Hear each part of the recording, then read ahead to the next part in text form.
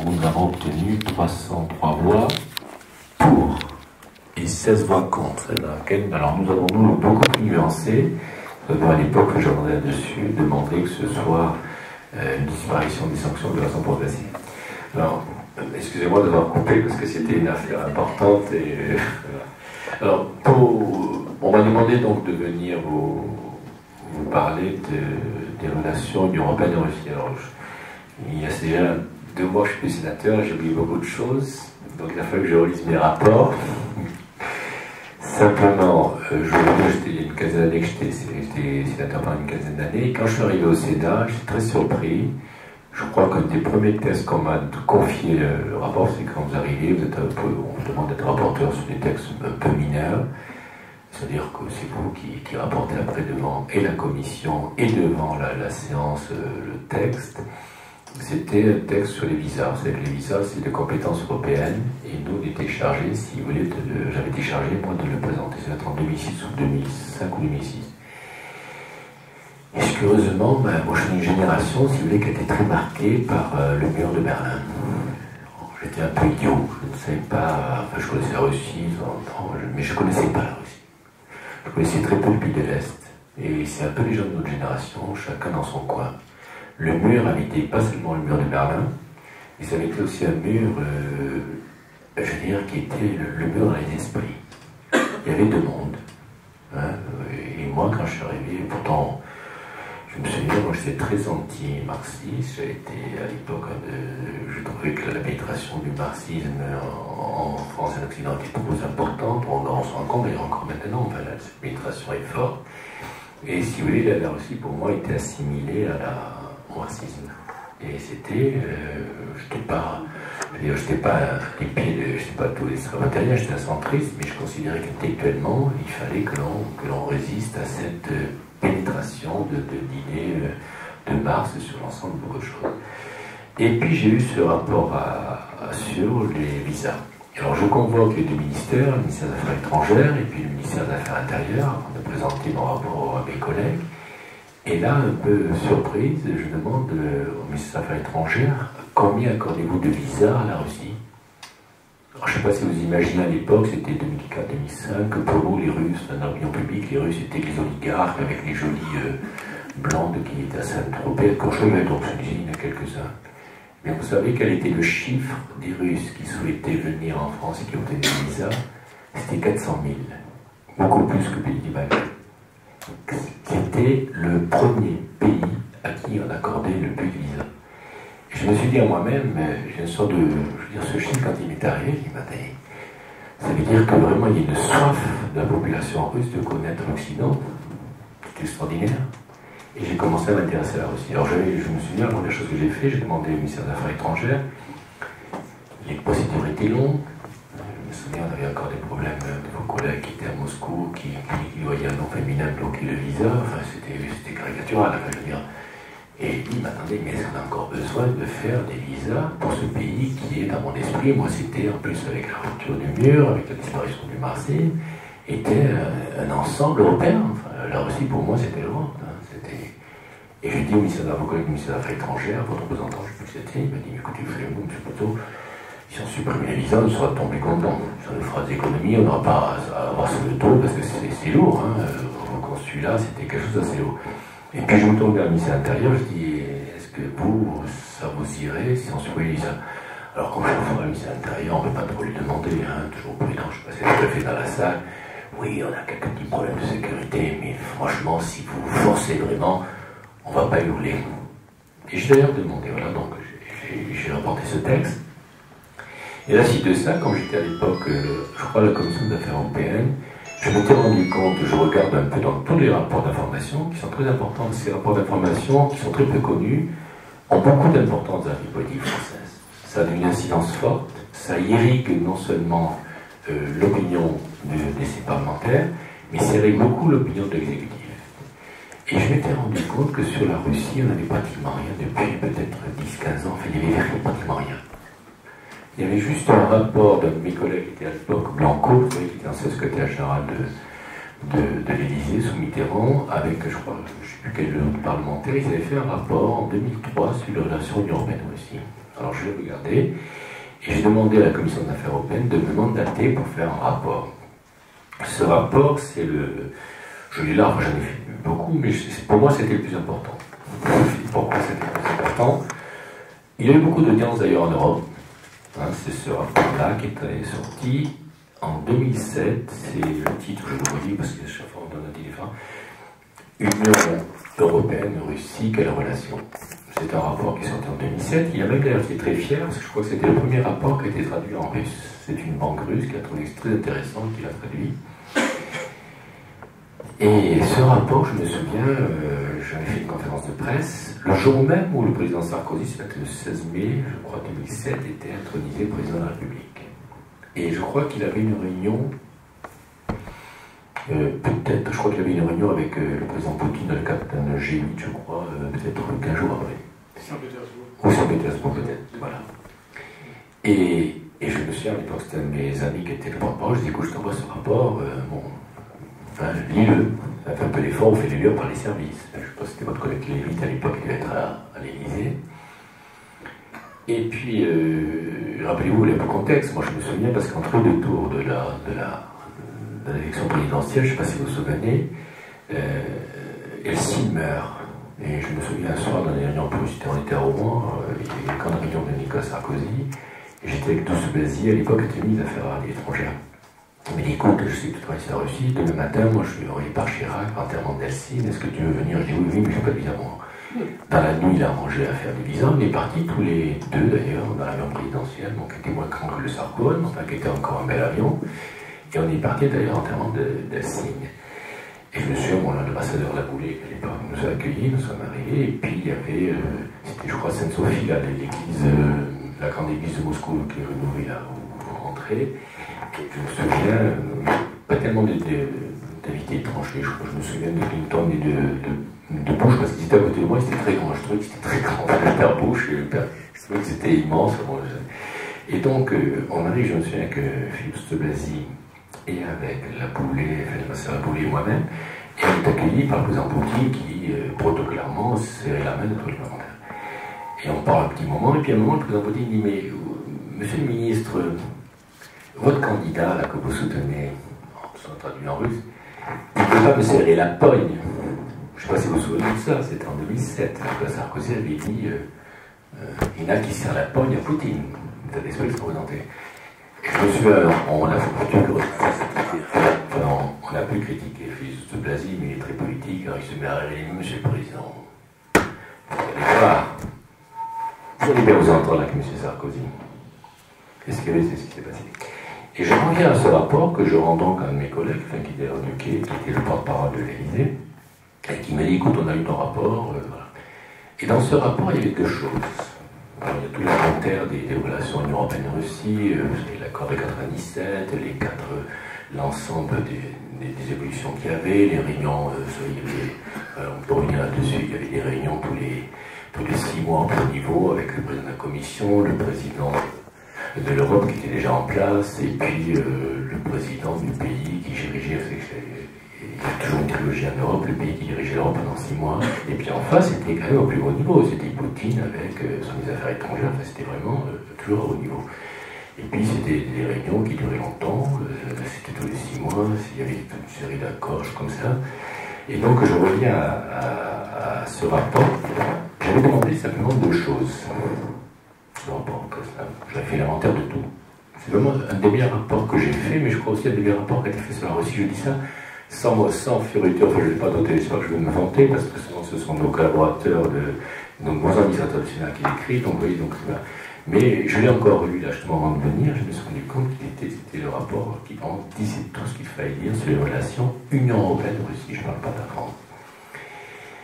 C'est deux choses. Écoutez,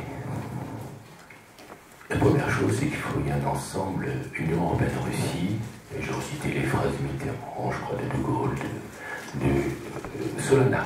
Solana qui est un de ceux qui a le mieux compris les relations avec la Russie, qui disait qu'on est dans le même espace. Et je me souviens, moi, je préconisais qu'il y ait un espace au moins culturel et économique.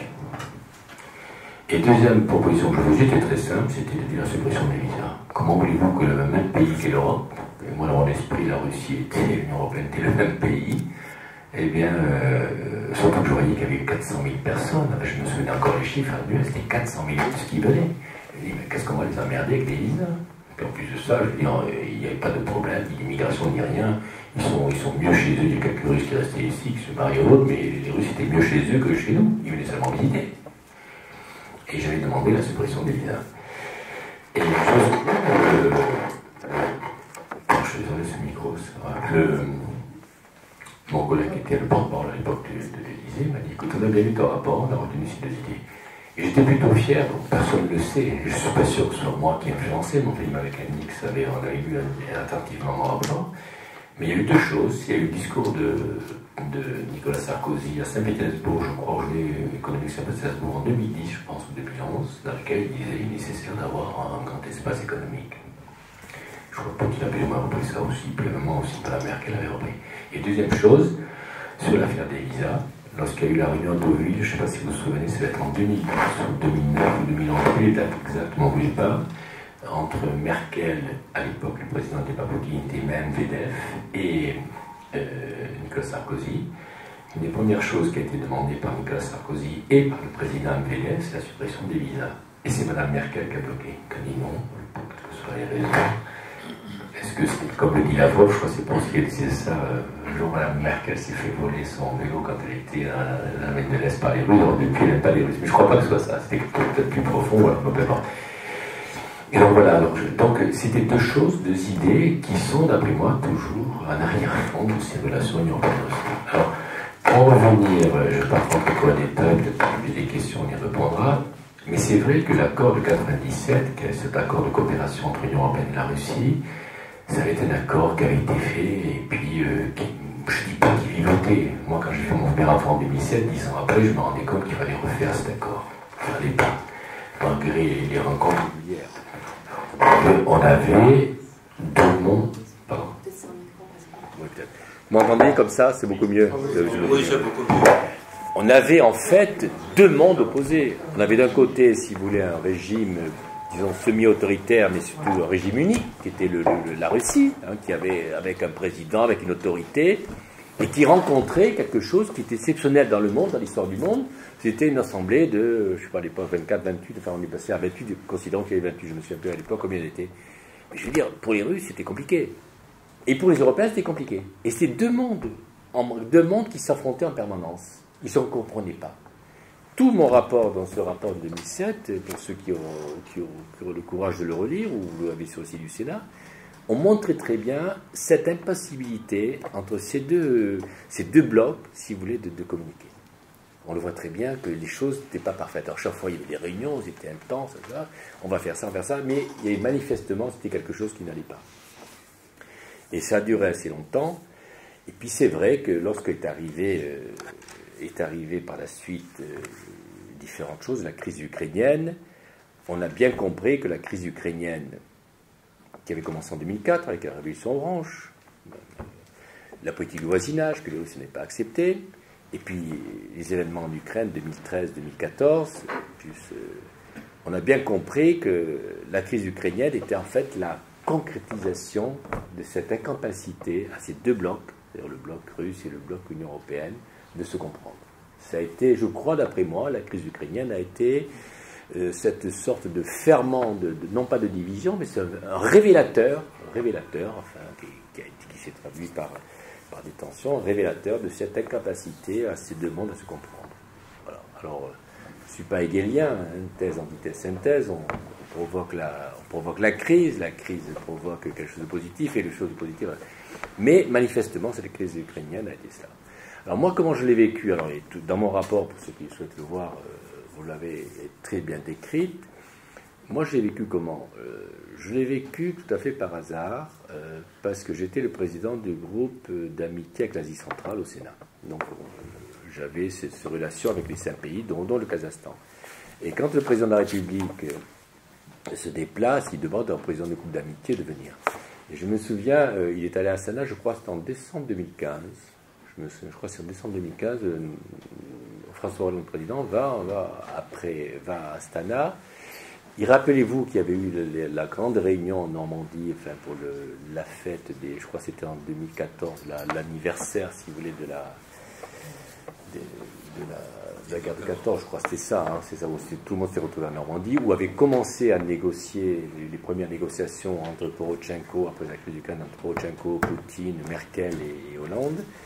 Et je me souviens, donc, quand en 2015, Hollande me fait dire, bon voilà, vous êtes président de groupe d'amitié à Asie centrale, nous souhaitons vous inviter, puisque je vais à Astana, donc je suis allé dans son avion, et on va à Astana. Alors il y avait un deuxième parlementaire qui était un de mes collègues au Sénat, qui était à l'époque président du groupe Les Verts, qui était Jean-Vincent Placé. Moi j'étais parce que je représentais le groupe d'amitié, lui était là parce qu'il était en train de négocier sa place de ministre. Il m'a dit après coup, c'était autre chose, je raconte ça, c'était autre chose. Et je me souviens, quand on était à Astana, alors il y a eu toute la crise, hein, vous savez, vous connaissez toute la crise qu'il y a eu entre l'Union européenne et la Russie, vous savez très bien la tension qu'il y a eu sur l'affaire de l'Ukraine, vous savez très bien la réaction qu'il y a eu, notamment après à l'égard de la politique de voisinage, et puis surtout après l'accord de Vilnius, qui pratiquement proposait à l'Ukraine un sort d'accord économique en privilégié entre l'Union européenne et la Russie, pratiquement en coupant, demandant à l'Ukraine de se couper de la Russie, notamment des relations économiques avec la Syrie. Et le soir, ça va être le premier soir, on était à Astana, et le François Hollande reçoit, je dis ça parce que j'étais très adversaire avec François Hollande, mais il y a des choses qui ont été positives. Et je me souviens le soir, devant les Français de l'étranger d'Astana, du Kazakhstan, il dit, écoutez, moi je ne comprends pas. Je ne comprends pas que l'Union européenne ait été aussi dure et demander à l'Ukraine d'avoir un accord, évidemment, avec l'Union européenne, ce qui était normal, ça c'était quelque chose de positif, mais qu'ils n'aient pas, de fait, en faisant cet accord tel qu'ils l'ont présenté, autorisé l'Ukraine à avoir aussi un accord avec la Syrie. Les deux structures étaient des structures sur lesquelles on aurait pu faire en sorte que l'Ukraine ne soit pas en passant d'accord avec l'Union européenne, ne soit pas coupée de la Russie. Je me suis dit ça. Alors je me suis acheté à côté de placé et je lui ai dit, écoute, il va se passer quelque chose. Il m'a dit, quand tu vois, il va se passer quelque chose, quoi. J'ai dit, tu vas voir, il va se passer quelque chose. Et le lendemain matin, on était parti en avion à Almaty, où le président de l'Arzabaïf était venu avec le président Hollande. Et puis, je vois c'était Sidi qui était là. Il me dit, oh, je ne suis plus dans votre avion, je suis viré. Alors, je dis, pourquoi vous êtes viré? Oui, oui, parce que vous partez, vous, en Russie avec le président Hollande, et vous partez voir M. Poutine. Hollande, ah bon, c'est pas grand. Et puis, je rencontre le président Hollande, je suis en train de partir, il me dit, bon, écoutez, vous venez avec moi, vous êtes placé, vous venez avec moi, parce que je vais rencontrer le président Poutine, et puis si jamais j'ai besoin d'un otage, je servirai d'otage. Enfin, c'est l'humour de François Hollande, si vous voulez. Mais c'est très intéressant parce que, si vous voulez, moi j'ai vu comment s'est passé les choses. Nous étions dans l'avion, évidemment, nous n'étions pas des négociateurs ni rien, nous étions dans l'avion. Et j'ai vu le président Hollande qui arrive, et physiquement j'ai vu à quel point cette réunion était importante. Premièrement, Poutine n'est pas venu. C'est l'aéroport privé de Moscou, pour ceux qui le connaissent. Poutine n'est pas venu accueillir François Hollande. Et ça a duré, alors nous on était placés, on parlait, on disait qu'est-ce que ça va se passer, mais enfin on regardait, ça a duré quand même 2-3 heures. Et quand il y a eu le retour, je me souviens encore physiquement, il y a eu ce retour où on voyait le président Poutine qui accompagnait Hollande. Et on sentait que s'était passé quelque chose. C'était vraiment, on sentait qu'il y avait eu quelque chose de positif. C'était la relance des accords de Minsk. Je dis ça parce qu'après le président Hollande rentre, et puis comme il est obligé de passer pour aller dans ses appartements, enfin c'est dans le Charcot, une maison des appartements, ce n'était pas le cas de la région présidentielle de Chirac, et il passe, il dit, Monsieur le Président, est-ce qu'on peut vous déranger? Alors, il me dit 2-3 choses un peu confidentielles, bon ça je ne dirai pas, mais il me dit c'est un peu dur, mais c'est positif. Et je me souviens encore la phrase, il me dit, je dois appeler Merkel et je dois appeler Obama. Et je dis ça parce qu'on a souvent reproché dans ces affaires de Minsk l'influence d'Obama. Alors je ne dis pas que les Américains n'ont pas bougé beaucoup. Je ne dis pas que les services américains, les réseaux américains n'ont pas déstabilisé les choses. Mais ce que je constate, c'est que Obama a respecté la chose en disant c'est une affaire des Européens, je laisse les affaires des Européens gérer l'affaire. Et ça, j'ai toujours eu plus de confirmation, même quand je suis dans l'administration. Et c'était pareil d'ailleurs pour Merkel. Et moi, j'ai toujours tendance à dire, je vous dis d'ailleurs en séance, je le redis, que je pense que le président Hollande, dans cette affaire, même si par la suite les relations sont dégradées avec Poutine, peut-être à cause de la Syrie, a été un des acteurs majeurs de ces accords de Minsk. D'abord en juin ou en juillet, je ne sais plus, c'était à Paris, enfin à Paris et Normandie, et puis là-dessus, il les a relancés. Je dis ça parce que au mois de janvier, juste avant, ou non, je crois en février, voir votre collègue ambassadeur auprès de la communauté européenne. Vous savez comment se passe le Conseil européen. Le Conseil européen, il faut bien savoir, c'est 28 personnes. avec leur ambassadeur. Hein, monsieur Frambry, je vous salue là. C'est comme ça, c'est 28 personnes. Vous avez le ministre, M. Fabius, ministre des Affaires étrangères, et il est comme un collaborateur dans les couloirs, il traîne. Je ne parle même pas du ministre des Affaires européennes. Il traîne. Les 28 personnes, c'est vraiment 28 personnes avec leur Sherpa, qui est l'ambassadeur auprès, pour la France, auprès de la communauté européenne. Et c'est là que tout se passe. Alors évidemment, beaucoup de choses sont préparées avant, par le secrétaire général, mais c'est là que tout se passe. Et dans cette affaire, je dis ça parce que le rapport que j'ai fait avec Simon Sutour, vous allez voir, j'ai vu Juncker dessus, et je vous dirai à quel point c'est important cette affaire du Conseil européen. Et votre collègue à l'époque, ambassadeur auprès de l'Union européenne, nous dit, voilà, ça a été très dur. Parce que d'abord, il y a eu, sur cette affaire des accords de Minsk, on a bien senti qu'il y avait deux clans. Il y avait le clan des Polonais, des pays baltes, des pays nordiques, avec l'Angleterre qui manœuvrait, la perfide Albion, qui est vraiment très importante dans cette affaire, parce qu'on parle très peu de qui manœuvrait. Et de l'autre côté, vous avez les pays plus raisonnables, qui étaient les pays, dire, de l'axe méditerranéen, avec l'Allemagne. Et vraiment, sur ces accords de Minsk, Hollande et Merkel étaient en fin d'accord, ils sont arrivés, d'après ce que m'a raconté votre collègue à l'ambassade, l'ambassade à Bruxelles, enfin de la communauté européenne, ils sont arrivés et ils ont dit, voilà, nous voulons négocier. Et Tusk, qui était très opposé à ces accords, est arrivé avec Poroshenko pour essayer de casser les choses. Et ça a été assez dur. Et finalement, les choses étaient imposées. Et je crois d'ailleurs, là, je n'ai pas certitude, mais j'en suis persuadé, que le Mistral qu'on a reproché à Hollande en disant, mais il n'a pas eu le courage d'acheter le Mistral, d'après moi, qui n'était pas dans le cadre des logiques des sanctions, d'après moi, a été donné à ce moment-là à l'Union européenne, enfin, engage à ce Conseil européen pour dire, voilà, on lâche le Mistral pour montrer qu'on est de bonne foi, mais surtout faisant des accords de Minsk. Et alors là, il s'est passé quelque chose aux accords de Minsk, qui d'après moi est la plus grosse erreur qui a été faite, et qu'on continue à traîner comme un boulet, c'est qu'on a décidé, qu'en ce qui concerne les sanctions, puisqu'il y a eu l'affaire de Crimée, que les sanctions seraient complètement levées lorsque les accords de Minsk seraient terminés. Et c'est là, je crois, que l'Union européenne, par le biais de la décision du Conseil européen, s'est mise dans un piège. Elle s'est mise dans un piège, justement, parce qu'elle est elle-même, on reviendra dessus, elle est elle-même une structure, si vous voulez, qui est très fragile. L'Europe fonctionne actuellement par une sorte d'unanimité, c'est une sorte de compromis permanent, l'unanimité. C'est le Conseil européen. Le Conseil européen, c'est comme ça, c'est deux choses, c'est-à-dire une sorte il s'équilibre. Si vous déstabilisez quelque chose, ça tombe. Pourquoi je dis ça? Parce que dans le cadre des derniers rapports que j'ai fait avec mes collègues Simon Sutour et moi-même, Simon Sutour et moi, tous les deux par contre, on a déjà fait, je revenais à la première discussion, on avait fait voter, je crois, en juin 2016, cette résolution, après celle de Thierry Mariani à l'Assemblée, qui était disait on supprime les sanctions. Nous, on avait été beaucoup plus nuancés, on avait dit, on demande simplement de changer le logiciel qui a été installé au Conseil européen. C'est-à-dire qu'on ne dit pas qu'on supprime toutes les sanctions, mais on demandait simplement que, en ce qui concernait les sanctions, graduellement en fonction de l'évolution des accords de Minsk, on les supprime. Et c'est pour ça que d'ailleurs qu'on a eu autant de succès au sein du Sénat, parce que les gens ont bien compris que c'est un Sénat. Ça a quand même marqué les choses. Alors c'est vrai qu'avec Simon Sutour, on est devenus pratiquement des héros de l'Union soviétique. Enfin, je dis ça parce que moi je me souviens, j'avais rencontré Kozachev, il ne comprenait pas bien l'Europe, il a fallu qu'on leur explique. Et Kozachev considérait que puisqu'on avait voté ça, eh bien, ça allait s'appliquer à Bruxelles. Mais ce n'est pas une décision juridique, c'est une décision politique. Parce qu'il faut comprendre pourquoi Kozachev, et il avait raison de dire, mais si vous votez ça en France, ça veut dire que le gouvernement doit l'appliquer au niveau du Conseil européen. Parce que le Conseil européen, il suffit qu'il y ait un seul pays qui dise, mais moi, vous savez, si les ambassadeurs se réunissent, ils décident, on maintient les sanctions, on les renouvelle. Il suffit qu'il y ait un pays qui dise, mais non, moi je ne tiens pas. Il n'y a plus de sanctions. Ça s'arrête. Automatiquement, parce qu'il faut l'unanimité pour faire des sanctions. Et donc on fait voter ce texte-là, et l'idée étant, si vous voulez, que petit à petit, graduellement, on arrive à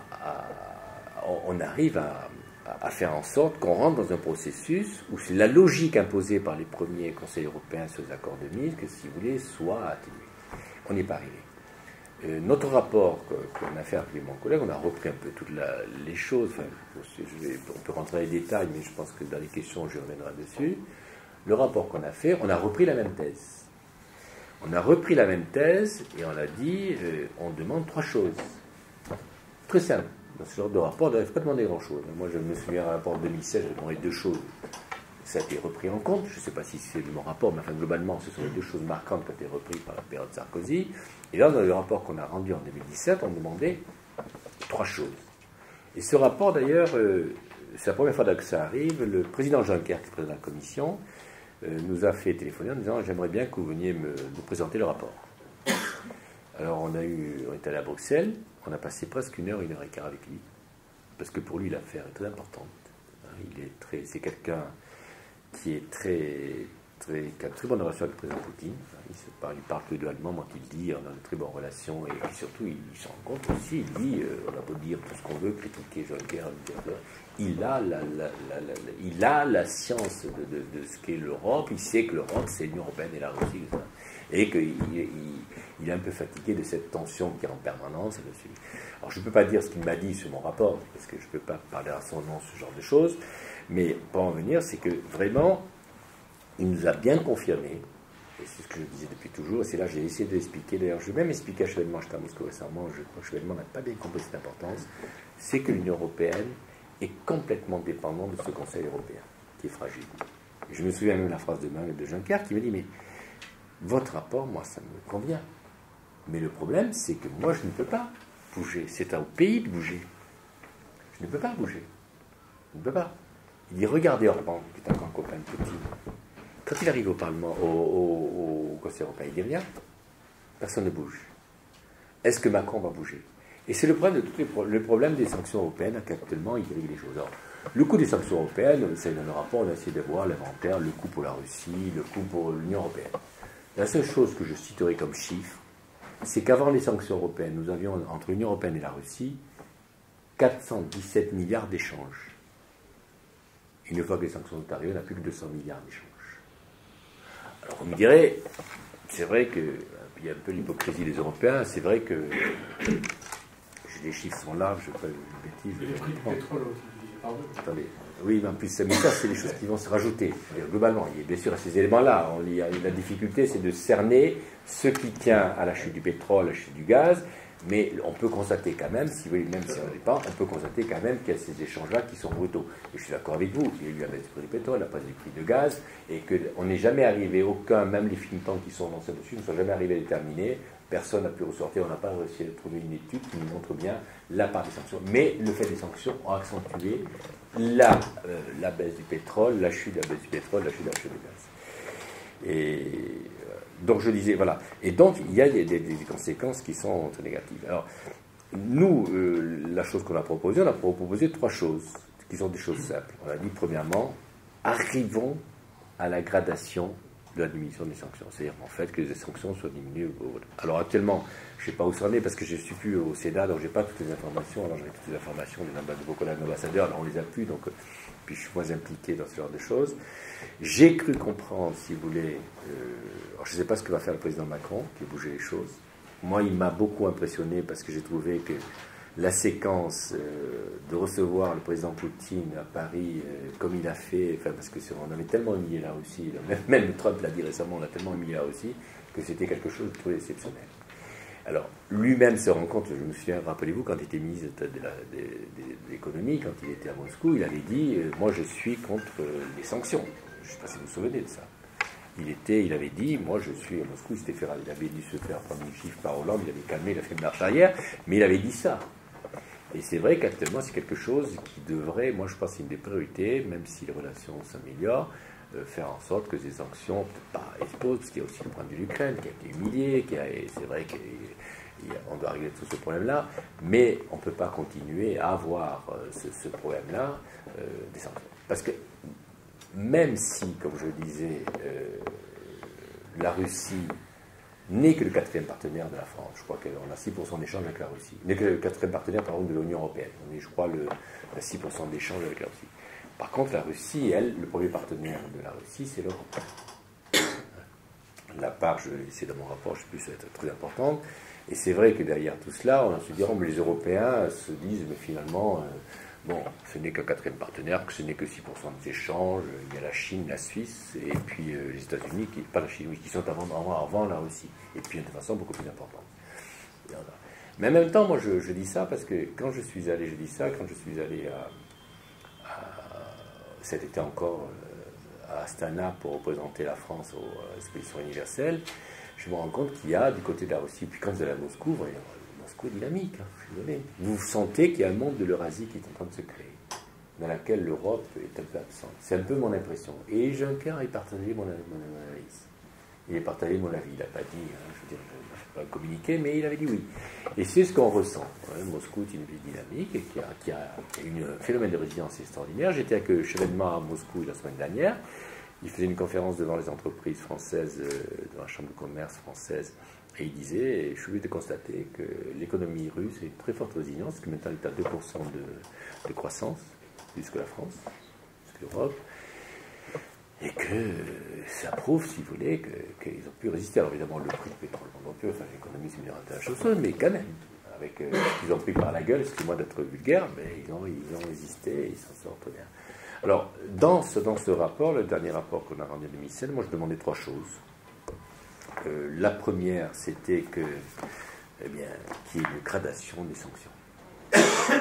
Quand vous pensez que, j'étais avec Gérard Larcher, je dis, attends, mais Gérard, t'es gentil, mais ta collègue présidente de la Conseil de la Fédération de Moscou, eh bien, elle est touchée par les sanctions, elle ne peut pas venir à Paris.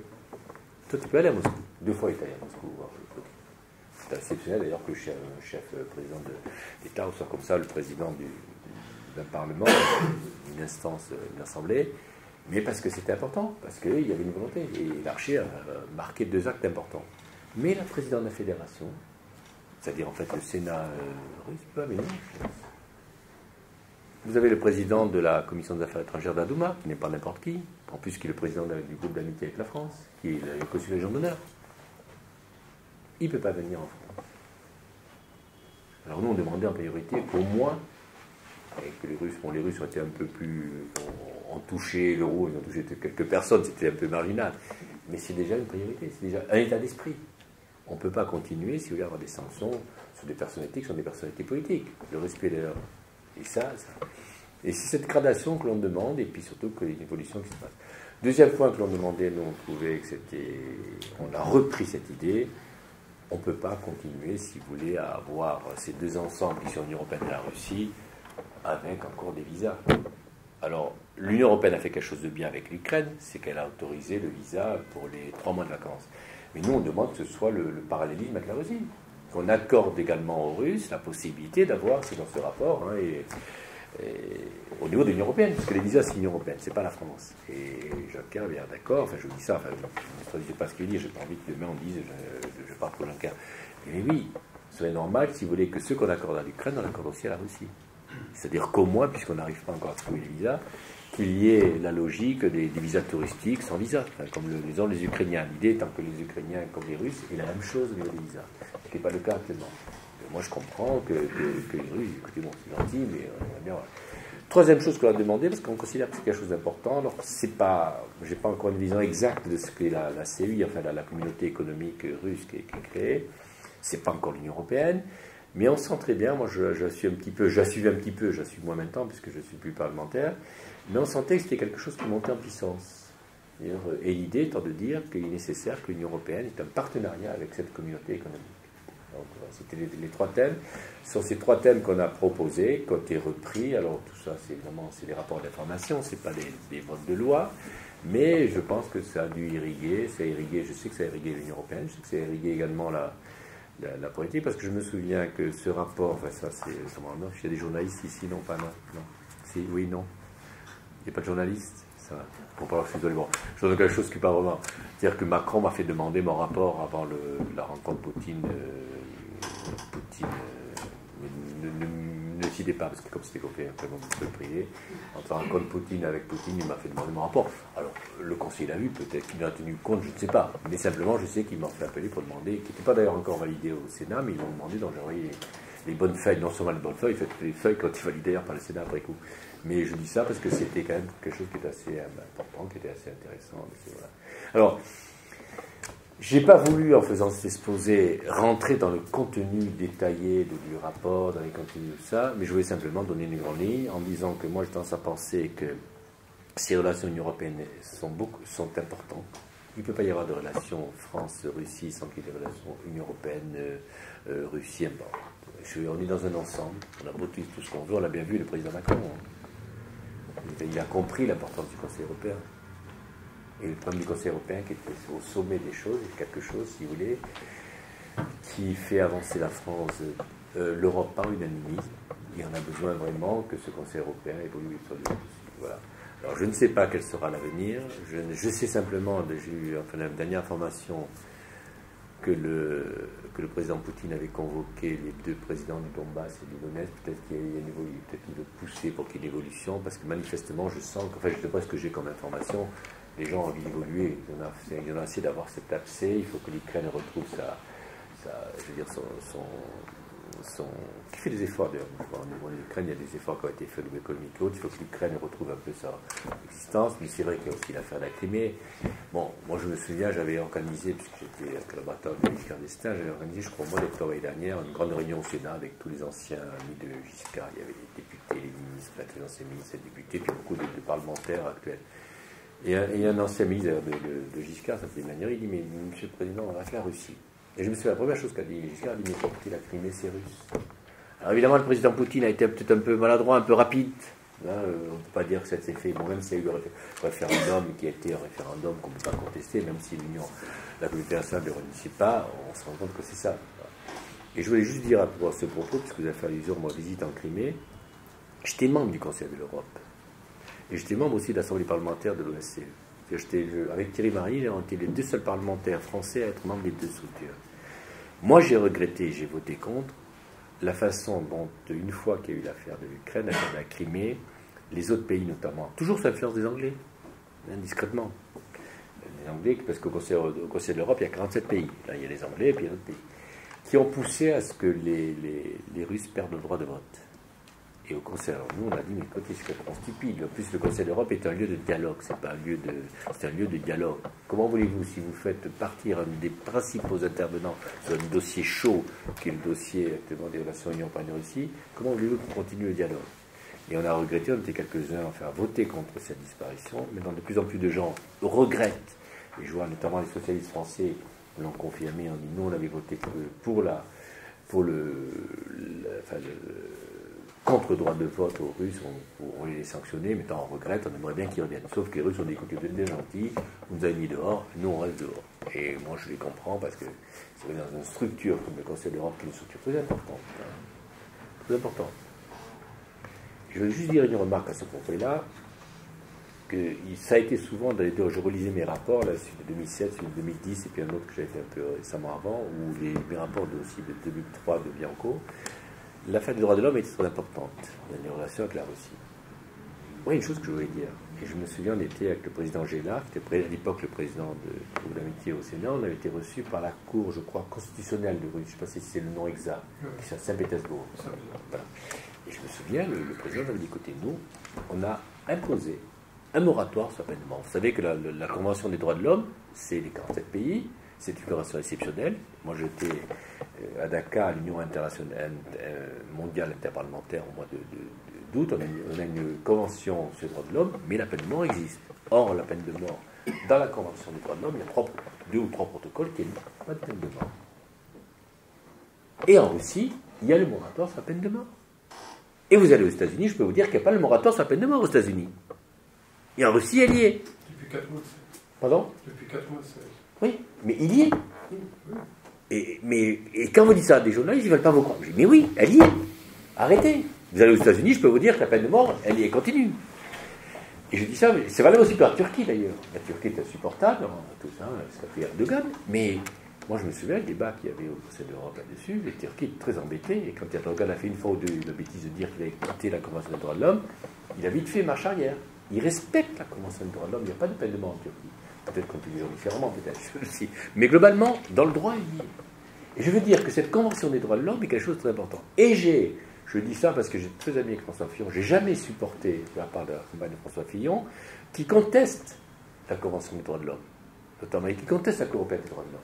Ça, j'ai toujours dit. Et j'ai beaucoup apprécié que le président Macron, une des premières choses qu'il a fait, aille à la Cour européenne des droits de l'homme, parce que c'est une avancée fondamentale pour la démocratie dans le monde.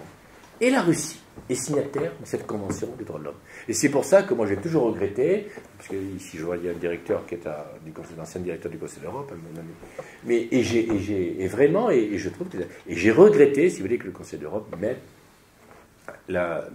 exclut la Russie, qu'elle-même, c'est vous êtes gentil, le Conseil de l'Europe, vous ne le voulez pas, eh bien on ne vient pas. Et pour l'organisation, je crois, bon, peu importe, j'espère que ça va s'arranger par la suite. On l'a dit avec Jean-Pierre Raffarin quand elle le voit l'année dernière, on a vu ça avec Kozachev, le président de la Commission des Affaires étrangères du Conseil de la Fédération. On lui a dit, écoutez, nous, on est prêts, enfin, les services qui étaient là disaient, on est prêts à vous aider, on verra bien. Et j'étais aussi membre aussi de l'Assemblée parlementaire de l'OSCE. Là, il y a 57 pays, avec la présence très forte des Américains et des Canadiens. Très longtemps, d'ailleurs, il y avait un secrétaire général qui était pratiquement un Américain, qui téléphonait au bureau de Washington et carrément était branché sur le bureau de Washington. Je dis ça parce qu'on a réussi à le mettre dehors, on a mis une Italie à la place. Et pour revenir à l'affaire de Crimée, j'étais à Helsinki, je me souviens, quand il y a eu la réunion, on fêtait les 40 ans ou 50 ans de Helsinki, l'accord d'Helsinki. Et là, les Russes avaient été bloqués parce que les Finlandais avaient bloqué, donc ils n'étaient pas là. Et je me souviens, on arrive, et c'était 3 mois avant qu'on avait Crimée. Et là, il y avait, je me souviens, une résolution des Canadiens, soutenue par les Ukrainiens, par les Américains, pour dire que carrément en Crimée, c'était vraiment un camp de concentration. Alors, il a dit, écoutez, moi je veux bien, écoutez, nous on est des parlementaires, on va observer. C'est possible que ce soit un camp de concentration, parce que personne n'y va, personne n'y est allé. On va bien savoir ce que c'est. On dit, mais écoutez, avant de dire des bêtises pareilles, et c'est peut-être vrai d'ailleurs, on ne sait pas, hein, nous on ne sait pas, on n'est pas allé. Allez voir. Et l'OSCE n'a jamais voulu faire ça. Et ils prenaient le rapport qui était fait sur la Crimée, c'est des rapports de Tatars qu'ils avaient à l'Ukraine. Enfin, globalement, on sentait que c'était que des gens qui n'étaient pas sur place. Or, quand vous êtes parlementaire, vous allez sur place et sur pièce, pour voir. Et c'est pour ça que quand Thierry Marani m'a dit, écoute, moi j'étais un peu énervé, je dis, écoutez, on ne va pas voter ce texte-là, j'étais énervé, donc les Français d'ailleurs se sont abstenus, parce qu'on dit, mais écoutez, c'est idiot, on n'a pas les éléments pour dire ce que disaient à l'époque les Canadiens sur ce sujet-là. Et donc, quand Thierry Marani m'a proposé d'aller, je me suis dit, moi je vais aller voir. On est allé, on a constaté, j'ai vu très peu de soldats, hein, encore récemment, c'était pas... On a vu beaucoup de choses, alors on a justement été manipulés parce que c'est les Russes qui tiennent les choses, les Ukrainiens c'est normal, ils ont pu nous donner une image, mais enfin, en même temps on était entièrement libre de faire ce qu'on voulait, de voir qui on voulait. Et on a bien vu que ce n'était pas du tout le rapport ou la résolution qu'avaient fait voter les Canadiens à Helsinki, à l'OSCE. Et je me souviens d'ailleurs quand on est revenu, et alors on a pris plein la gueule, hein, je ne dis pas au niveau presse tout ça, on a pris, je veux dire en France on a été diabolisé, moi-même, bon, peu importe, tout ça moi je ne regrette pas, j'ai assumé ce que je voulais faire, et je ne regrette pas, mais c'est vrai qu'on a pris quand même plein la gueule sur cette affaire. En Russie non, parce qu'en Russie on est un peu les héros de l'Union soviétique, enfin je caricature en disant ça, mais c'était plutôt, on avait plutôt le moins appel. Par contre en France ça a été très dur pour nous, en tant que parlementaires, hein, je dis ça parce que ça a été assez énorme. Enfin, écoutez, c'est notre rôle, on assume les choses. Et au mois de janvier 2016, le secrétaire général du Conseil de l'Europe reprend notre thèse. Il dit, arrêtons de critiquer, je veux envoyer une mission en Crimée. Et il a passé un accord avec les Ukrainiens et un accord avec les Russes pour que les Ukrainiens acceptent qu'une mission avec un ambassadeur du Conseil de l'Europe aille en Crimée. Elle est restée une semaine et elle a fait un rapport qui correspondait exactement à ce qu'on disait de nous. Sauf que ce rapport, si vous voulez, ça ne correspondait pas à toute la stratégie de déstabilisation sur cette affaire-là. Même si le problème en droit international reste. La Crimée, en droit international, elle est ukrainienne. Bon, même si on sait qu'elle est russe, mais elle est ukrainienne. Donc ce problème reste. Mais ça n'empêche pas, si vous voulez, que là, on avait quelque chose de beaucoup plus simple, de beaucoup plus net, qui était un rapport nuancé, qui expliquait... Voilà, et je me souviens encore, je dis ça parce que j'étais là-dessus, je me suis encore en Géorgie, on avait une grande réunion, aussi d'une commission, c'était 6 mois après, même une offensive des Canadiens, des Américains, en disant Crimée c'est un camp de concentration. Je dis écoutez, je me souviens, on était en commission, il devait y avoir la plupart des pays, je dis écoutez, tout ça, moi je veux bien, mais vous avez le Conseil de l'Europe qui a envoyé une mission. C'est pas n'importe qui qu'on a envoyé, c'est pas des parlementaires comme Mariani ou Pozzo, qui étaient plutôt, on aurait pu considérer qu'ils étaient des amis des Russes et donc ils n'étaient pas très, très crédibles. Là, c'est une mission officielle, envoyée par le secrétaire général du Conseil de l'Europe, qui dit la même chose que nous. Donc, vous n'allez pas vous faire comment ça s'appelle, une résolution qui dit complètement le contraire de ce qu'a dit le Conseil de l'Europe. Et je sais que ça a marqué, puisqu'ils ont eu qu'un tiers de voix, les 2 tiers de personnes, et tout ça, ce n'est pas sérieux. Et je continue, pourquoi je continue là-dessus, sans faire de la CE. Et voilà pourquoi excusez-moi, je perds le fil de mon mise. En gros, voilà. Donc, en gros, si vous voulez, on s'est rendu compte que c'était pas du tout caricatural comme ça. Il reste le problème juridique, reste le problème du droit international, reste le problème des choses où on a tendance actuellement à faire que ce problème est un point de fixation. Moi, j'ai tendance à penser, et ça, c'est peut-être quelques parlementaires le pensaient, peut-être je suis plus parlementaire, donc ça a mon importance, mais qu'il faut qu'on ait le courage d'aborder ce genre de choses. Il faut qu'on ait le courage d'aborder d'abord tous les problèmes des points de fixation qui entrent l'Est et l'Ouest. Les points de fixation qui sont en Géorgie, il faut qu'on apporte ça avec les Russes. Les points de fixation qu'on a en Géorgie, en Ukraine, Donbass, comme ça, la Crimée, il faut qu'on ait le courage d'aborder ces points-là. Parce qu'on ne peut pas, on va rester, c'est un peu l'hypocrisie si vous voulez, du droit international ou de la culture internationale, on reste dans des problèmes qu'on ne règle pas. Or, si vous voulez que l'Union européenne, c'est-à-dire l'Union européenne, je pense, moi, disons, nous ne parlons pas de l'Union européenne parce que c'est une structure juridique, mais si vous voulez que l'Europe, c'est-à-dire qui va de Brest à Vladivostok, fonctionne, eh bien, il faut qu'on ait le courage d'aborder ces problèmes-là. Et je regrette actuellement, si vous voulez, que l'on ne les aborde pas. C'est le problème de Géorgie, c'est le problème de l'Ukraine. Il faut qu'on ait, le problème de la Moldavie aussi, il faut qu'on ait le courage d'aborder ces problèmes-là. Ça, c'est pas dans un rapport, c'est juste mon expérience de 15 ans de parlementaire, parce que je crois que le monde va vite, et qu'on a d'autres échéances, d'autres choses beaucoup plus importantes à régler que ces problèmes-là, et que ces 2 mondes qui sont des mondes européens qui ont une histoire commune, que ce soit la Russie, l'Ukraine, tous les pays de l'Est, et puis l'Union européenne, qui ont une histoire commune, dans un monde qui est en plein développement, eh bien, il faut qu'on ait le courage de régler les problèmes de ce style. Je dis ça parce que je termine là-dessus. Pourquoi je parle de cette affaire Union européenne de Russie? Parce que j'étais membre aussi de l'Union internationale parlementaire. Je ne suis pas allé souvent parce que j'avais trop de choses à faire, mais je me souviens en mois d'avril, je crois, en avril ou mai, il y avait à Dakar l'Assemblée parlementaire de tous ces parlements du monde, sauf les américains. C'est un peu, si vous voulez, c'est un peu c'est pas structurel, mais structurellement, c'est pas ça, mais en fait c'est l'ONU des parlementaires. Et qu'est-ce que vous constatez? Eh bien, vous constatez, si vous voulez, je me souviens, il y avait une résolution à l'époque de Kozachev, et Kozachev, il représentait les Russes. Mais il y a, dans ces unions internationales interparlementaires, on fonctionne par continent. Donc il y a l'Europe, il y a l'Asie, il y a l'Amérique latine, on fonctionne par continent. Et là, moi, je me suis rendu compte que l'erreur qu'on avait faite, eh bien, la Russie, elle n'est pas avec l'Europe, elle est avec l'Eurasie. Et l'Europe, elle continue à considérer qu'elle est le sel de la Terre. Et je me souviens, il y avait à l'époque une résolution déposée par Kozachev, par la Russie, que moi, d'ailleurs, je suis tenu d'entrée de jeu, j'avais dit à mes collègues, qui disait, écoutez, que chaque parlement ne doit pas s'immiscer dans la vie des autres parlements. En gros, je n'ai plus le détail de la résolution, c'était ça. Et puis il y avait les Allemands, je me souviens, c'était les Allemands. Alors on a cette logique de groupe, puisqu'on était européens, donc on votait, on se disait avant pour voter à peu près de façon commune. Et les Allemands, oui, il faut à tout prix voter ce texte-là, on va voter contre le texte de Kozachev, c'est pas normal, il faut qu'on puisse dire, nous, que les droits de l'homme, ça ne va pas chez l'un, chez l'autre. Vraiment, la logique, de la part des Allemands, quand on connaît leur histoire, excusez-moi, j'espère qu'il n'y a pas d'Allemands là, mais franchement, la logique interventionniste aux autres parlements. Et moi, je me souviens, j'étais avec deux autres gars, je me disais, ça, c'est pas sérieux. Enfin, attendez, excusez-nous. Il y a une proposition de résolution qui est proposée par les Russes, qui correspond d'ailleurs à ce que veulent l'ensemble des pays, qui en a marre que les Européens donnent des leçons à tout le monde. Et je ferai juste une remarque. L'Europe, c'est quand même elle qui a fait le marxisme. L'Europe, c'est quand même elle qui a fait le nazisme. L'Europe, c'est quand même elle qui a inventé le colonialisme. L'Europe, c'est quand même elle qui a quand même détruit toutes les civilisations en Amérique latine, les Mayas, les autres. L'Europe, c'est quand même aussi les Anglais et les Français, quand ils ont quand même cassé à l'époque par la guerre de l'opium cette grande puissance qui était la Chine, qui a mis 2 siècles à s'en sortir.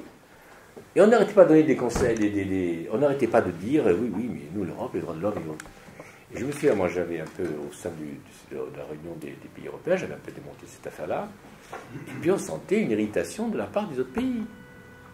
Et puis les autres pays, quand vous prenez simplement les chiffres de la population, l'Europe et les États-Unis deviennent une part négligeable du monde actuellement. C'est un 7e, un 8e, même pas, tout juste. Enfin, je n'ai pas le chiffre, mais les pays, c'est des grands pays, démographiquement. Et là, je me suis rendu compte à quel point, parce que la résolution déposée par l'Allemagne pour supprimer la résolution pour la chef, je crois qu'elle est que d'Ivoire. Je me suis rendu compte à quel point, si vous voulez, il y a un monde qui est en construction, on a besoin de grands ensembles, et que le fait que, si vous voulez, que la Russie et l'Union européenne ne soient pas ensemble, eh bien, on s'affaiblit globalement dans un monde qui est en plein art. On a la puissance économique, on a la puissance militaire, on est des pays forts. Mais dans un monde qui est en pleine mutation, on a besoin que la Russie et que l'Union européenne soient ensemble. Et c'est vrai qu'à Dakar, pour moi, j'ai constaté cette coupure-là, où la Russie était dans l'Eurasie, n'était pas dans l'Union européenne, et l'Union européenne était seule dans son coin, en donnant des conseils. Bon, il n'y a pas les Américains, ils ont été plutôt avec nous, mais je veux dire, tout ça ne change pas. Il y a véritablement une nécessité, et je crois que quand on regarde bien la carte du monde, enfin je parle des ambassadeurs, je pense qu'il est nécessaire, si vous voulez, que cet grand ensemble dans une mondialisation que doit être l'Union européenne et la Russie doit se confronter. Voilà, je ne sais pas si ça vous a intéressé, mais merci de m'avoir écouté.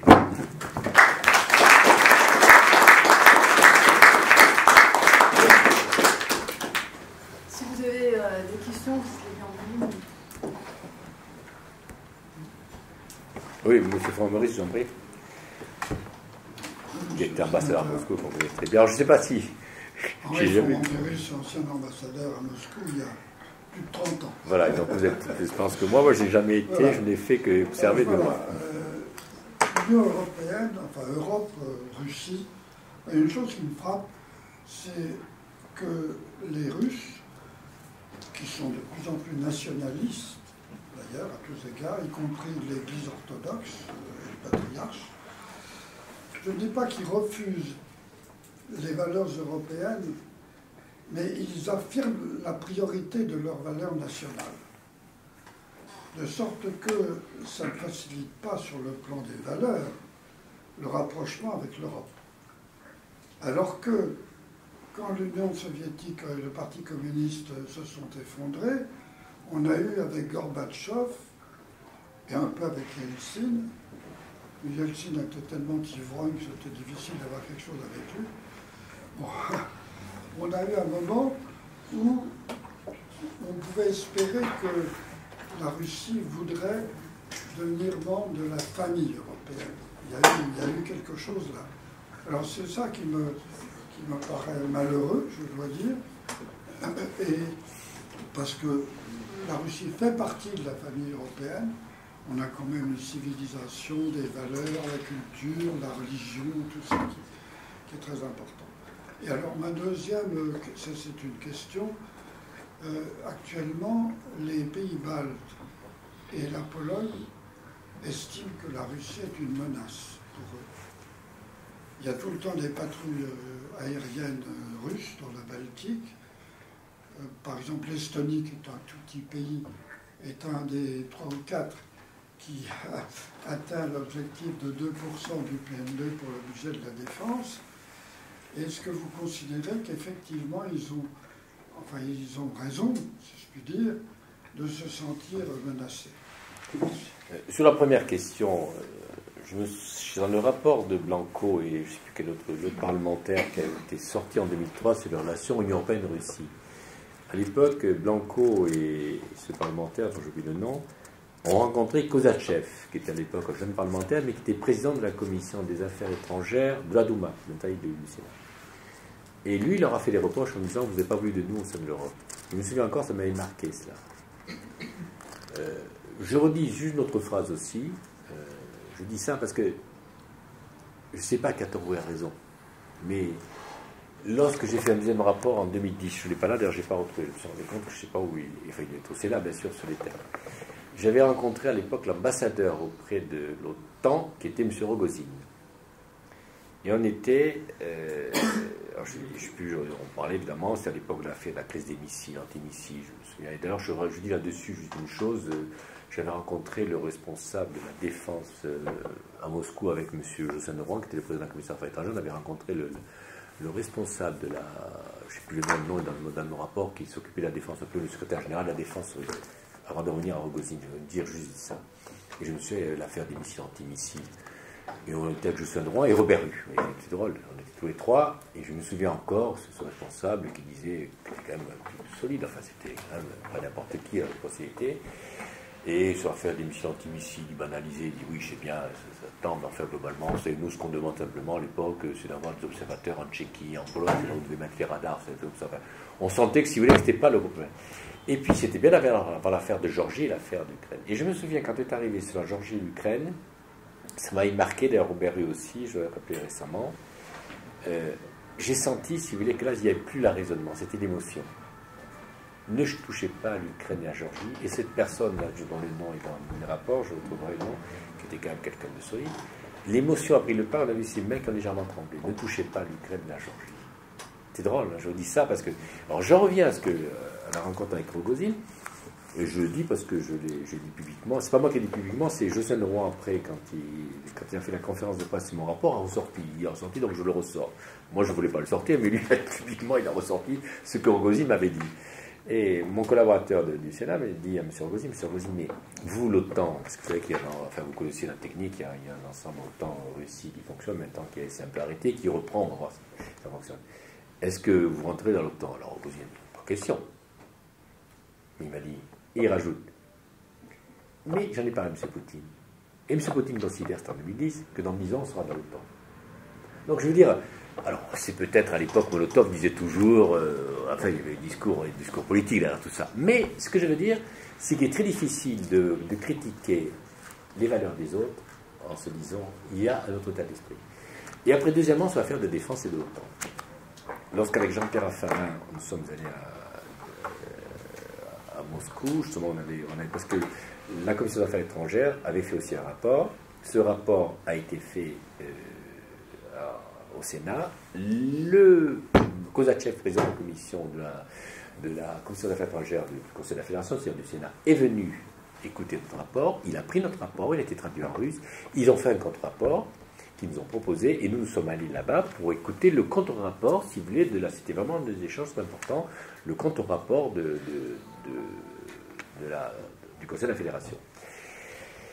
Et là, c'est pourquoi je parlais de Jean-Pierre Raffarin, j'en étais sur l'affaire de défense. Alors je me souviens, avant d'y aller d'ailleurs, un message, c'est confidentiel, je ne peux pas trop le dire, mais on avait une réunion à l'ambassade, et notamment, vous connaissez notre ambassade, avec l'espace où vous rentrez pour protéger les écoutes.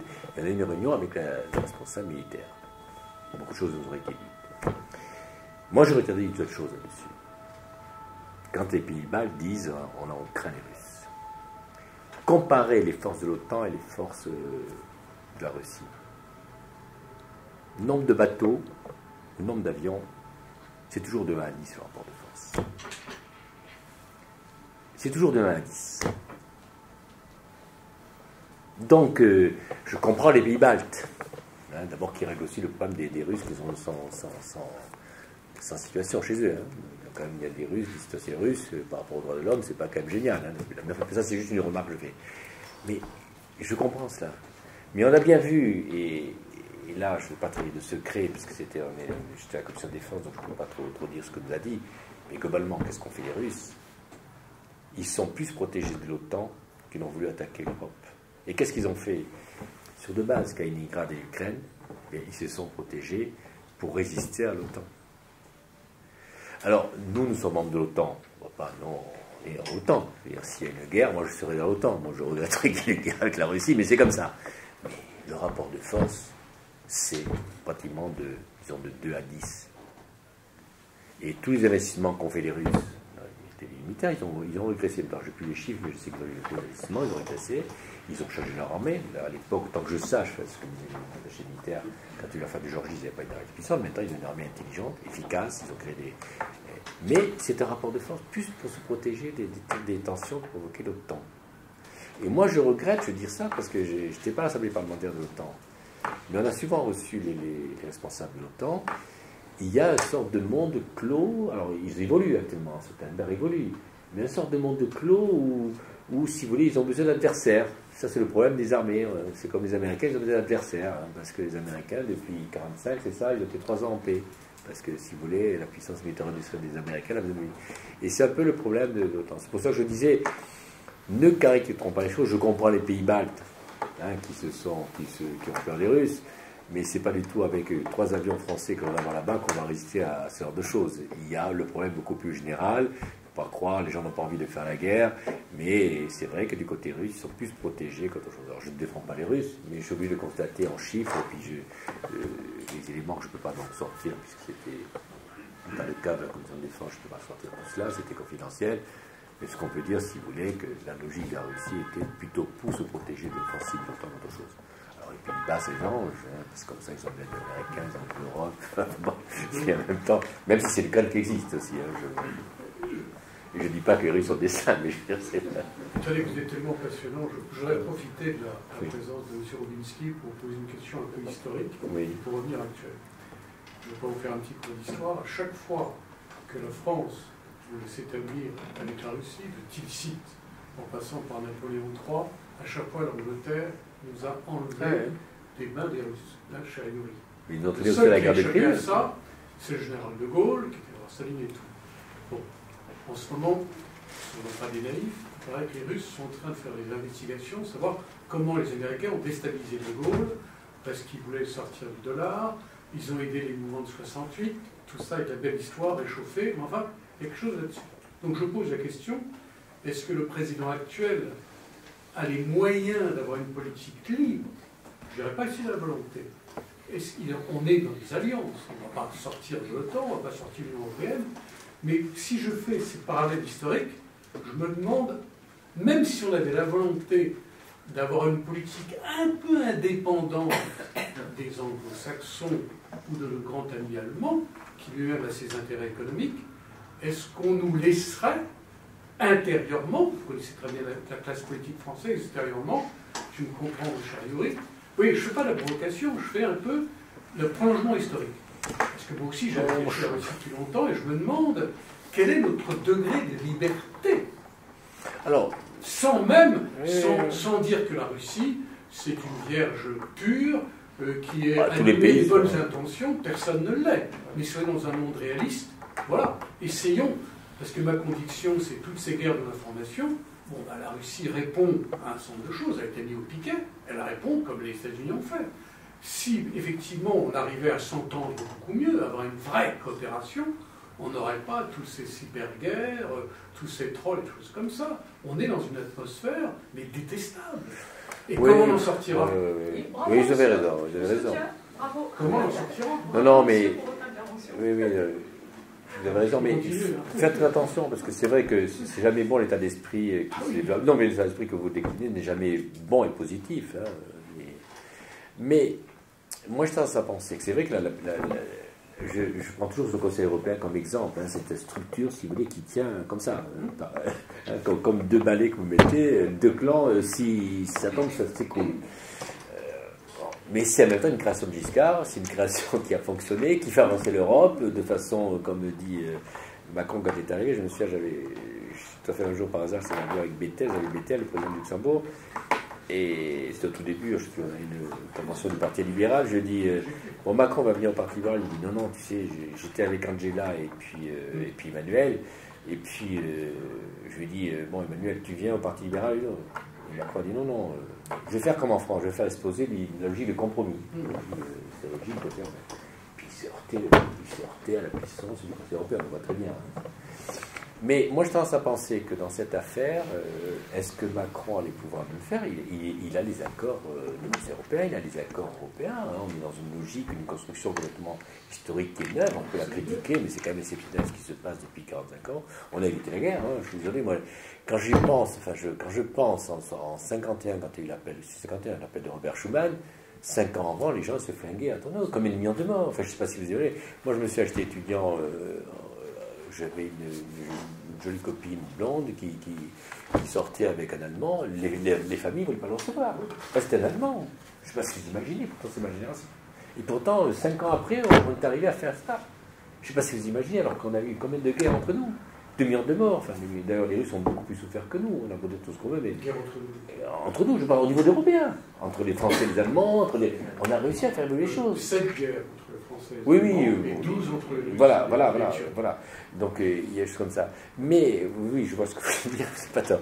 Mais j'ai tendance à penser que si vous voulez, que la puissance de Macron, je trouve que sur l'Européen, il est, même si sur les affaires de... Je dis ça parce que la dernière fois, j'étais avec un commissaire européen. Je réponds. J'étais avec un commissaire européen, il me dit, ouais, de toute façon, vous êtes gentil, vous êtes passé en dessous à 2,9 secrétaire de Maastricht. Mais c'est pas glorieux parce que tous les pays maintenant sont pratiquement en dessous de 0, et puis même la Grèce va passer à 0,9 positif. Donc on a l'air de dire que les efforts qu'on fait en France pour l'Europe ne sont pas extraordinaires. Mais je reviens à l'action internationale de Macron. Moi j'ai tendance à penser que ces deux séquences internationales avec Trump, avec Poutine, et puis on le voit très bien sur beaucoup de choses, il prend des risques. Quand il est allé voir le Ben Salman en Arabie Saoudite, il a, et n'oubliez pas de regarder les chiffres, la France est devenue la première au niveau soft power. Et moi, je crois beaucoup à ce pouvoir de soft power. Et on le voit très bien. Je sais que, bon, moi j'étais à Moscou récemment, je sais qu'ils ont eu des communications, il me semble, parce que m'a dit des communications téléphoniques, on le sent. Et je crois que la force de Macron, derrière, ça fait bien, peut-être sa prudence à l'égard des réformes qu'on doit faire en France, je crois que c'est cette logique du soft power. Il est écouté, tendance à penser que Poutine le respecte. Par exemple, Poutine, je sais respecter Hollande, mais quand il a eu l'affaire de Syrie, on a bien senti que... Enfin, je peux me tromper, je ne suis pas l'intime de Poutine, mais d'après les informations que j'avais, on sentait qu'il respectait moins Hollande. Or, dans ce genre de choses au niveau international, on a besoin... Les gens se respectent tellement. Trump le respecte, ça veut dire tout ce qu'on veut, mais Trump est quand même le président des États-Unis. Et il respecte, il écoute Macron, qui est d'imagination, qui l'appelle régulièrement. On avait vu sur l'affaire de Corée. L'affaire de Corée, si au départ, si on avait écouté Trump, c'était la guerre. C'est total. Il y avait tous les je ne sais plus comment ça s'appelle, les avions américains qui bombardaient la Corée du Nord. Et puis maintenant, vous avez même Trump qui a dit, ah ben c'est pas gentil, il a dit que j'étais un petit vieux, et lui, j'ai pas dit que j'étais un petit gros. Donc ça prouve déjà que les relations vont mieux. Ce que je veux dire, c'est que dans ce monde de communication, et surtout dans ce monde qui, en fait, où les grands de ce monde se parlent beaucoup plus qu'avant, Gavot pendant la guerre de 45, de 40, Hitler n'était jamais allé. Cette fois, je crois qu'il était à l'étranger, c'est quand il est venu en France, à la Tour Eiffel. Il n'avait jamais bougé de là. Là, maintenant, les gens bougent, se parlent, se voient régulièrement. Et je veux dire, quand vous êtes enfermé, je reprends l'exemple du Conseil européen, hein, vous avez les ministres qui sont derrière comme des collaborateurs, vous avez juste les 28. Pareil pour les G8, c'est les 8, et les G20, et c'est les 20. Et ça, si vous voulez, c'est une évolution fantastique qui structurellement, d'après moi, favorise le soft power. Et par rapport à ce que, attention que vous dites, je pense que c'est le soft power qui est un des éléments, enfin je parle devant les ambassadeurs, peut-être que j'ai tort, mais je pense que c'est le soft power qui est un des éléments, si vous voulez, de la stabilité du monde actuellement. Voilà. Non, oui. Je ne vais pas être trop long s'il y en a... Oui. Allez-y, bon d'accord. Je ferai une question de monsieur, puis je vous parle après. D'accord. Bien. Yuri Rubinsky, ancien diplomate, j'ai passé une bagatelle de 18 ans, toutes missions confondues, à l'ambassade de l'ESS, puis de Russie à Paris, et ayant enseigné d'ailleurs comme universitaire dans 5 universités françaises. Et actuellement, je dirige le centre d'études françaises à l'Institut de l'Europe, qui fête aujourd'hui même son 30e anniversaire, dont le directeur d'ailleurs est jeune Alexis Gromyko, petit-fils du ministre. Eh bien, juste avant mon départ, nous avons discuté âprement à l'Institut et avec les représentants des autres institutions, aussi bien scientifiques qu'administratives, gouvernementales, le problème des sanctions, lesquelles? Pas tellement des sanctions européennes. Je ne vais pas vous rentrer dans les détails. La dernière cuvée des sanctions américaines adoptées par le Congrès est un pas supplémentaire, non pas en raison, disons, du volume, mais de son caractère, en quelque sorte, de principe. C'est qualitativement différent. C'est-à-dire qu'à partir de maintenant, les États-Unis s'arrogent le droit de juger les autres partenaires de la Russie, que ce soit privé ou public, en fonction d'abord de la législation américaine qui est actuellement déjà adoptée par le Congrès, et que chaque, disons, cas de quelqu'un qui, enfin, les sanctions non pas européennes ou autres, mais américaines, sera traité cas par cas Par qui? Non, mais alors, la question vous soulevez un pose. problème, c'est tout ça. Il faut La comprendre. question se pose.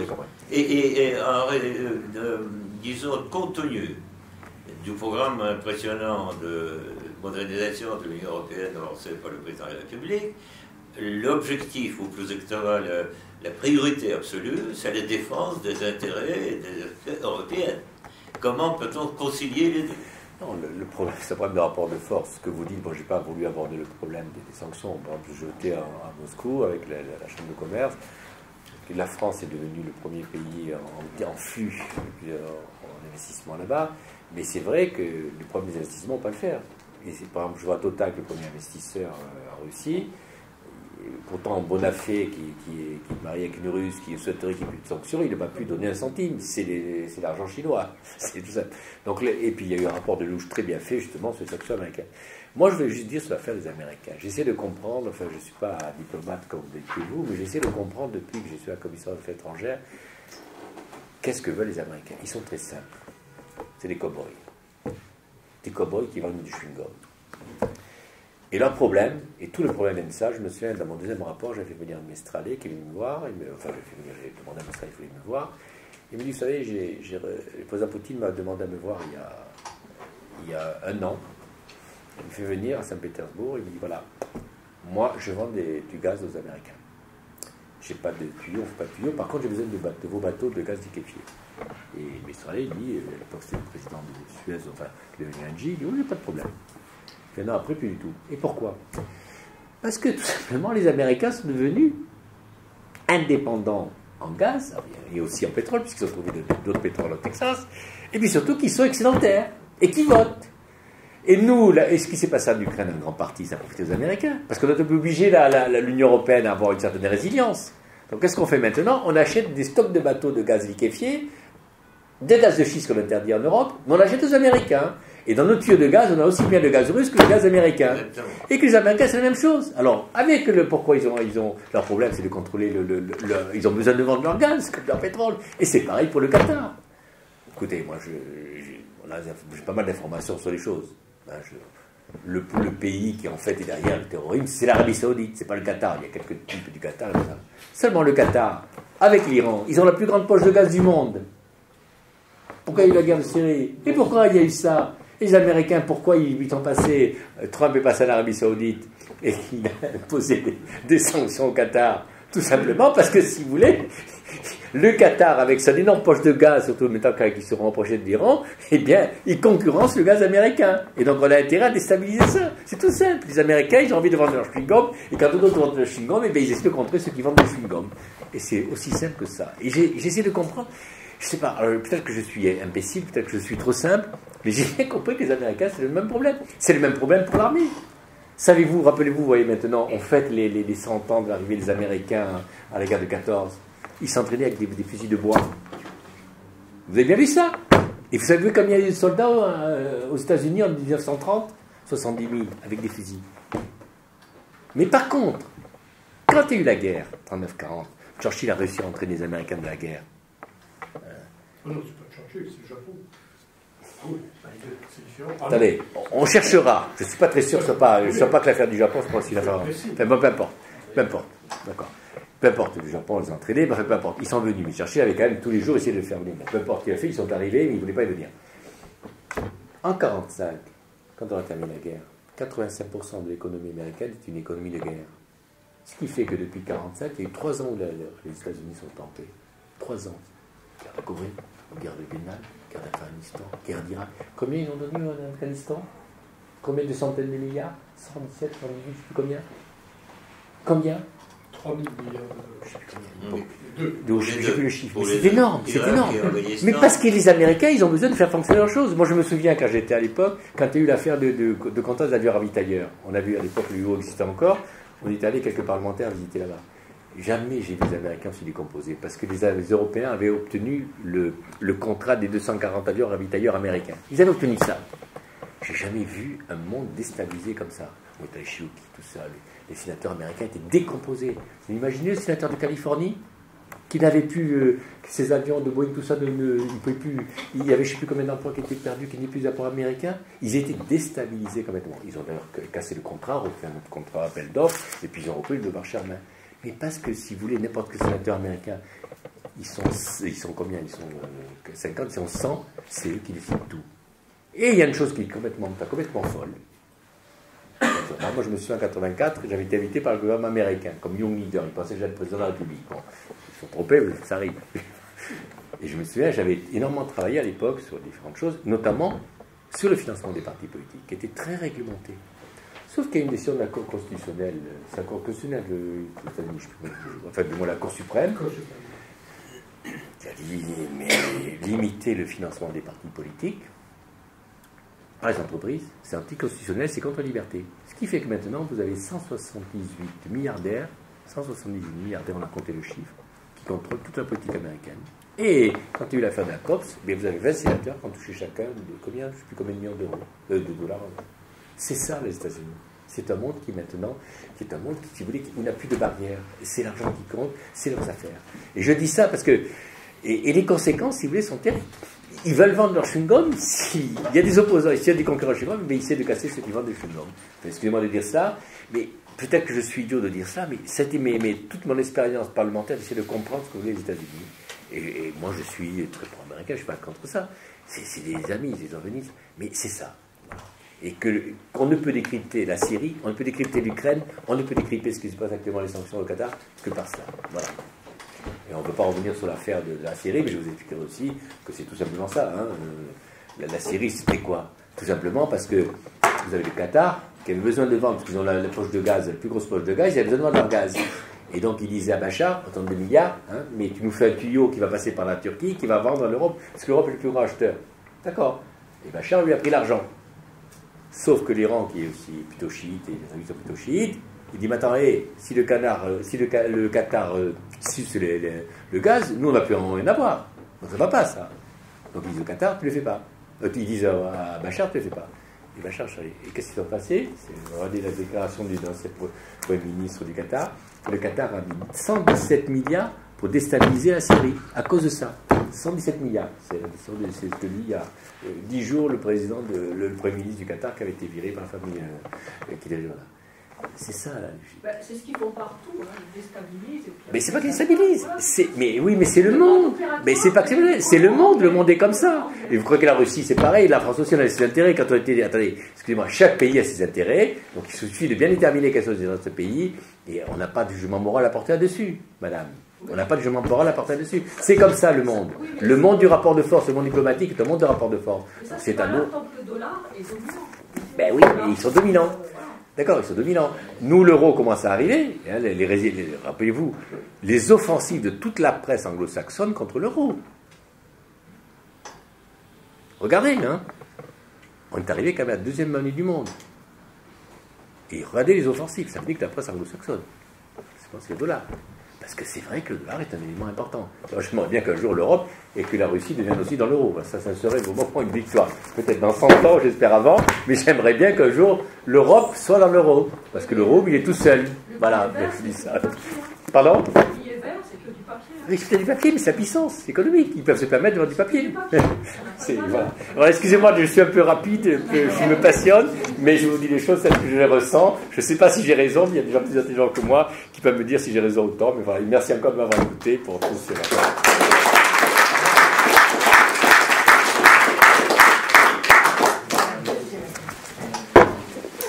Ah, excusez-moi, monsieur, je suis désolé, j'ai raté votre question, pardon.